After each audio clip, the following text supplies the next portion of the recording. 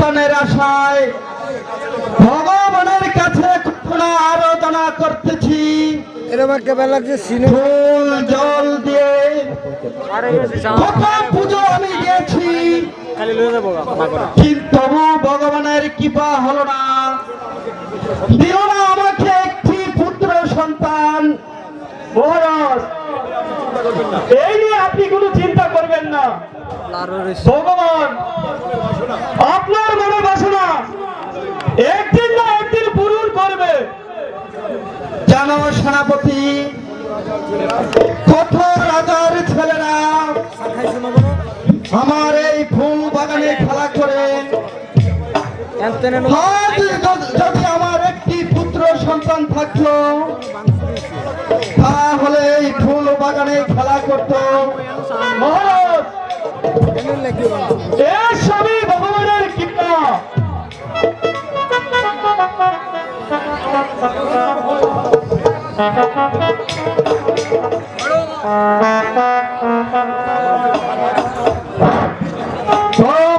মহারাজ, তোমরা মহারাজ, আমার নাম সুবোধ আল্লাহ, এখানে কি চাও? মহারাজ, আমরা যখন সাগর জলে মাছ ধরতে যাই, এই শিশুটিকে আমরা ওই সাগরে কুড়িয়ে পাই, কেউ তাকে কিনতে চায় না, তাই তো আপনার কাছে আমি নিয়ে এসেছি। দেখি দেখি, এই তো মহারাজ। বাহ, কি সুন্দর একটি ফুটফুটে বাচ্চা। তোমাদেরকে কত দিতে হবে? মহারাজ, আপনি খুশি হয়ে যাবেন তাই আমরা নেব। বেশ, এই নাও, লক্ষ টাকার হার তোমাদেরকে পুরস্কৃত করলাম, এবার তোমরা আসতে পারো। প্রণাম মহারাজ, প্রণাম। সেনাপতি, বলুন মহারাজ, সত্যি আজ ভগবানের কৃপা হয়েছে, অনেকদিন পর ভগবান আমাদের প্রতি মুখ তুলে চাইলেন।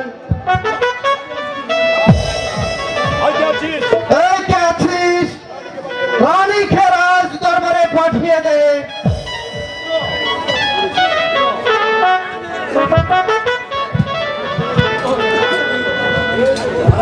মহারাজ, আমাকে আপনি স্মরণ করেছেন? যে দেখো রানী, যে দেখো,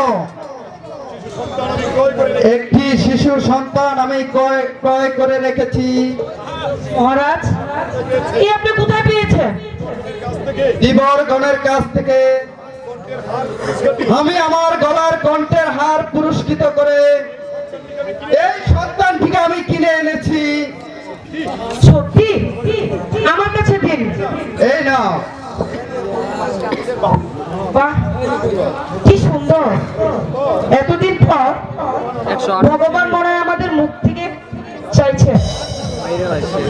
আচ্ছা স্বামী, এই শিশুটির নাম? রানী, এই শিশুটিকে যখন সাগর জল থেকে কুড়িয়ে পেয়েছে,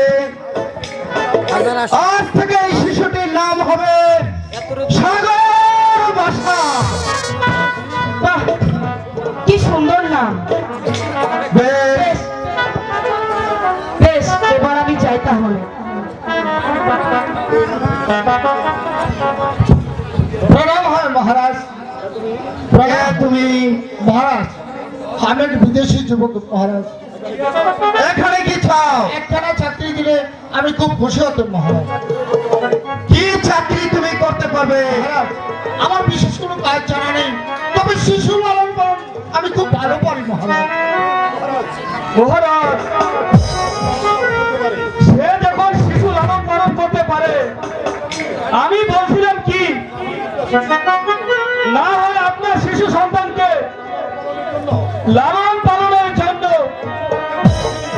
এই যুবককে আপনি রেখে দিন। সেনাপতি, আজ এই মুহূর্তে তোমার কথা আমি শুনলাম। শোনা যুবক, আজ থেকে তুমি আমার বাড়িতে থাকবে, এমনকি আমার একমাত্র অবুজ পুত্রকে তুমি লালন পালন করবে। ঠিক আছে মহারাজ, আমি তাই করবো। এবার বলো তোমাকে কত দিতে হবে? মহারাজ, আমাকে কোনো টাকা হবে না, শুধু প্রাণ রক্ষার্থে আমাকে বাস, তোমার কথাই হবে।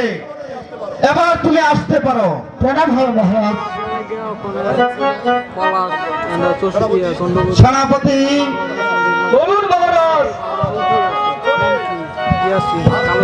আর আমার মনে কোনো দুঃখ নেই। এবার চলুন আমরা বিশ্রাম করি। তাই চলুন মহারাজ।